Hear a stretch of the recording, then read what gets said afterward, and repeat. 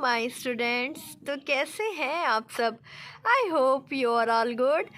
So in this video we are going to discuss about oceans. तो बेटा मैंने आपको बताया था कि हमारी अर्थ की सरफेस पे अगर हम मान लें कि 100% वाटर है तो उसका एक बहुत ही बड़ा मेजर पार्ट 97.3% अर्थ जो है हमारी ओशन में है। तो ओशन क्या होता है? Ocean is a large bodies present on the earth surface. ये बहुत ही ज़्यादा लंबी, चौड़ी और गहरी वाटर बॉडीज़ हैं जो कि अर्थ की सरफेस पर पाई जाती हैं और इनमें 97.3% वाटर मौजूद है।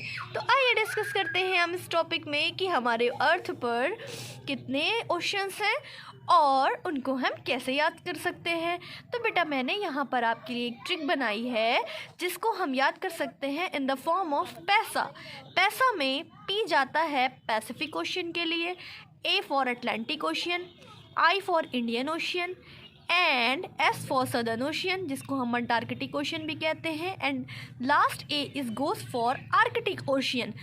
तो आपको पता चल गया कि अगर आप याद करेंगे पैसा ही पैसा तो आपको याद हो जाएंगे वर्ल्ड की 5 मेजर ओशंस।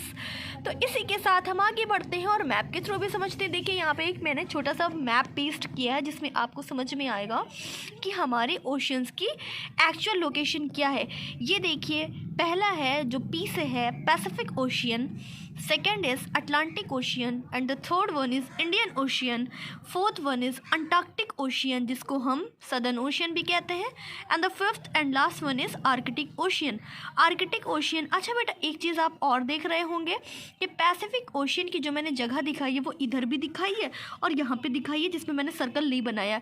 देखिए अर्थ आपका राउंड है तो आप एक अगर रबर बैंड के कॉर्नर पे लाइन खींचते हैं और उसको 20 से कट कर देते हैं तो अपने मन में सोचिए कि जब वो रबर बैंड फैलेगा तो एक उस साइड चला जाएगा वो पॉइंट और एक इस साइड चला आएगा। तो इस तरीके से अर्थ राउंड है तो पैसिफिक ओशन आपका यहाँ भी है और अर्थ के इस साइड पर भी है। तो इस तरीके से हम पोजीशंस देख सकते हैं किसकी, ओशंस की पोजीशन को। तो ये हमने जाना कि हमारे 5 मेजर ओशंस की लोकेशन कहाँ कहाँ पर है और वो कहाँ कहाँ पर कैसे कैसे हमें याद करना है विद द ट्रिक ऑफ पैसा। तो सबसे पहले हम आते हैं पैसिफिक ओशन के बारे में जिसके बारे में हम डिस्कस करने वाले हैं। तो पैसिफिक ओशन बेटा largest and deepest ocean of all covering 30.5% area of surface. Pacific Ocean दुनिया का सबसे ज़्यादा बड़ा, गहरा और जिसने अर्थ के सरफेस का 30.5% एरिया कवर कर रखा है bye it's water.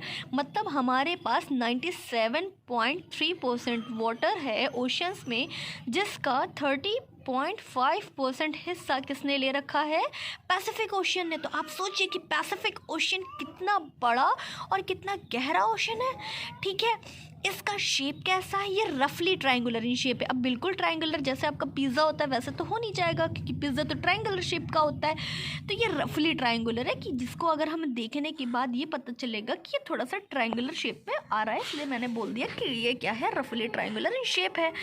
Ring of fire found in the ocean, इसका मतलब क्या है? रिंग ऑफ फायर का मतलब होता है कि यहाँ पर 75% एक्टिव वॉल्केनोज हैं। वॉल्केनोज मीन्स ज्वालामुखी जो कि समय समय पर फूटते रहते हैं। जैसे हमारे घर में बहुत लोग होते हैं जिनका गुस्सा बहुत ज़्यादा आ जाता है तो वो बार बार चिल्लाते रहते हैं, चीखते रहते हैं।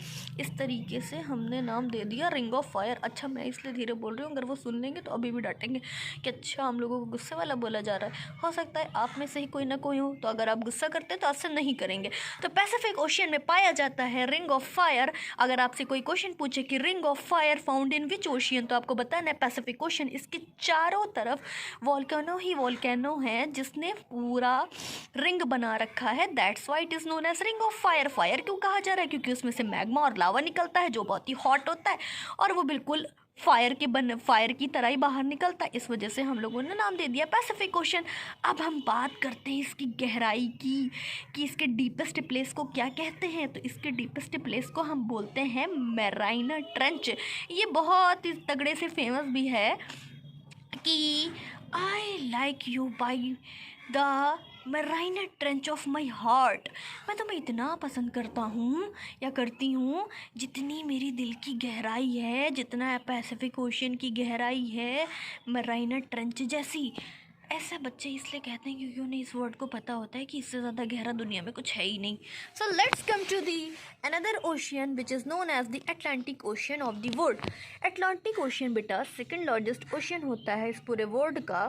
Second ocean is the Atlantic ocean. Atlantic ocean second largest ocean होता है, situated between north and south America one side, Europe and Africa on other side. इसका मतलब क्या है, चलिए आते हैं अपने छोटे से मैप के पास जो हमें समझाएगा कि अटलांटिक ओशियन कहाँ पर है। ये देखिए अटलांटिक ओशियन की मैंने पोजीशन आपको बताई है कि ये कहाँ पे आ जाता है, नॉर्थ। ये वाला देखिए पार्ट ऊपर वाला नॉर्थ अमेरिका है, नीचे वाला साउथ अमेरिका, क्योंकि हमें पता है मैप में ऊपर की तरफ नॉर्थ होता है, नीचे की तरफ साउथ होता है। और मैंने यहाँ पे लिखा है कि ये होता है क्या, यूरोप एंड अफ्रीका के पास। तो ये देखिए यहाँ पर ऊपर यूरोप है, नीचे अफ्रीका है, इन्हीं के पास क्या है, हमारा अटलांटिक ओशन। तो अटलांटिक ओशन की हमें पोजीशन पता चल गई कि ऊपर नॉर्थ अमेरिका, नीचे साउथ अमेरिका, इसके अगल बगल है क्या, यूरोप एंड अफ्रीका। आप इसके बारे में अपने एग्जाम में एक दो लाइन लिख भी सकते हैं कि इसकी पोजीशन का है, इससे आपको मार्क्स अच्छे मिल सकते हैं।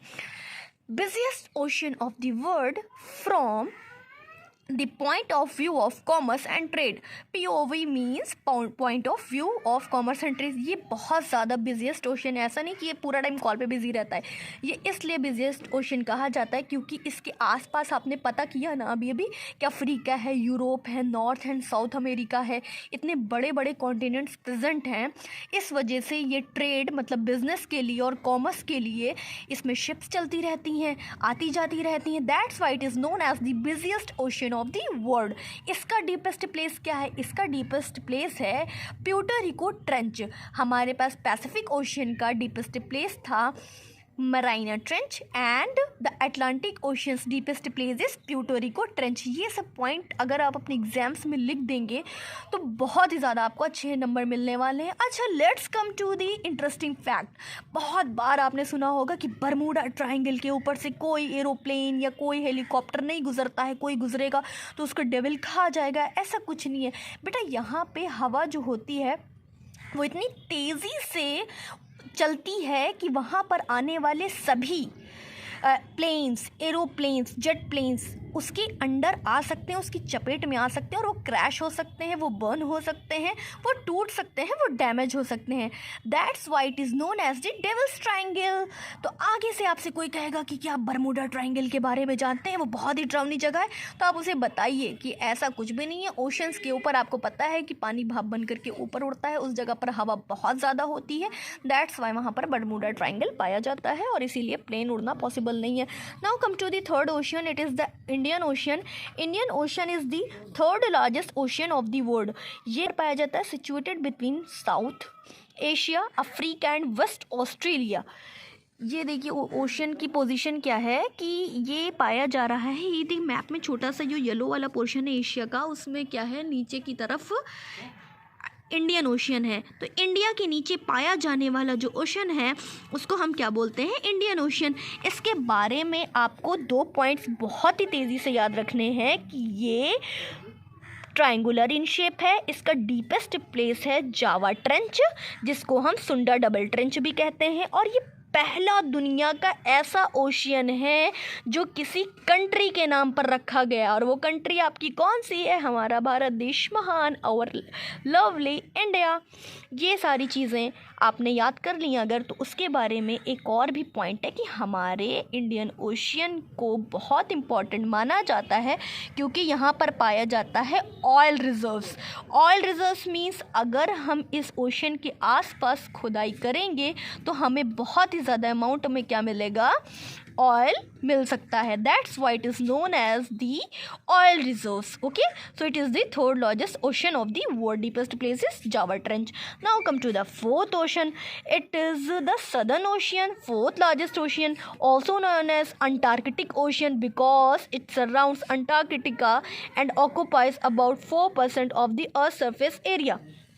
इसमें क्या होता है बेटा कि अंटार्कटिक ओशन देखिए यहाँ पर बना हुआ है। मैंने आपको क्या बताया कि सदर्न ओशन के नाम से की जाना है। मैंने आपको बताया कि मैप में हमेशा ऊपर की तरफ नॉर्थ होता है और नीचे की तरफ साउथ होता है। तो ये देखिए आप, इसके नीचे आपको कुछ दिख रहा है? नहीं दिख रहा है।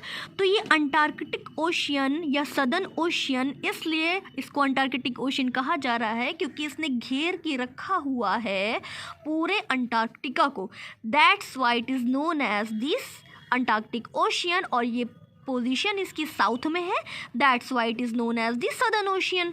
तो ये बात आपको समझ में आ गई। ये फोर्थ लार्जेस्ट है, और फोर्थ लार्जेस्ट होने के साथ साथ इसने 4% अर्थ के लैंड मास को या फिर अर्थ के सरफेस को कवर कर रखा है। इस बात को आप याद रखेंगे। 60% सदर्न लैटिट्यूड, मतलब हमने आपको लैटिट्यूड और लॉन्गिट्यूड के बारे में अभी नहीं बताया, मैं बता दूंगी, फिर आपको समझ में आ जाएगा कि कैसे ये 60 डिग्री सदर्न लैटिट्यूड को कवर करता है। Okay, now come to the last ocean, that is Arctic ocean. Arctic ocean is the smallest ocean of the world. Smallest का मतलब सबसे बड़ा कौन सा था बेटा? सबसे बड़ा हमारे पास था पैसिफिक ओशियन, और अब हमारे पास आ रहा है आर्कटिक ओशन, जो कि है दुनिया का सबसे छोटा ओशन। इसका सिचुएशन जो है ये कहाँ करता है? Situated within the Arctic circle and the north pole. एक ऐसा ओशन जो कि नॉर्थ पोल को कवर करता है, क्योंकि आपने सबसे नीचे वाले ओशन को देख लिया। अब आप ऊपर वाले ओशन को अगर आप देखेंगे तो ऊपर में मैप में ऊपर होता है नॉर्थ, नीचे होता है साउथ। तो ये नॉर्थ पोल के आसपास के एरिया को कवर करता है, तो इसके अंदर आ जाता है, इसके बीच में आपका पूरे अर्थ का नॉर्थ पोजिशन आ जाता है। That's why it covers north pole of the earth. तो ये सबसे छोटा है, ये नॉर्थ पोल को कवर करता है। 2 बातें हमने जान ली। इसमें पाया जाता है एक Bering strait, a narrow stretch of water connect the Arctic ocean to Pacific ocean. इसके अंदर एक बेरिंग स्ट्रेट पाई जाती है। ये क्या होती है? इसको हम हिंदी में बोलते हैं बेरिंग जल संधि। इट मीन्स कि बहुत ही पतला सा पानी का वो हिस्सा जो कि आर्कटिक ओशन को कवर करता है या कनेक्ट करता है, किससे कनेक्ट करता है? ये पैसिफिक ओशन से। तो ये एग्जाम में आता है कि कौन सी ऐसी स्ट्रेट है जो कि पैसिफिक ओशन और आर्कटिक ओशन को कवर करती है, तो दैट इज़ बेरिंग स्ट्रेट। ये सारे ओशंस के बारे में आप सारे पॉइंट्स को आप जान गए हैं। इसके बारे में मुझे आपको कुछ और भी बातें बतानी हैं, जो कि मैं आपको एक न्यू वीडियो बनाऊंगी, उसमें बताऊंगी कि ये ओशंस का पानी एक साथ रुकता नहीं है, वो चलता रहता है। उसके बारे में हम बात करते हैं अपने नेक्स्ट वीडियो में। Thanks for watching. देखते रहिए द साइंस स्पॉट।